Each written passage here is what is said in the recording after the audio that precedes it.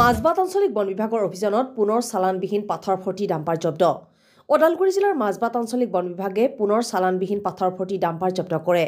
ওদালগুৰি জিলা বন বিভাগৰ ডিএফঅ মোস্তাফা আলী আহমেদৰ গোপন খবৰৰ ভিত্তিত মাজবাট আঞ্চলিক বন কাৰ্যালয়ৰ বনকৰ্মীৰ দলে ওদালগুৰি জিলাৰ মাজবাট অঞ্চলত চলাই চালানবিহীন ডাম্পাৰ বিচাৰি তালাচী অভিযান।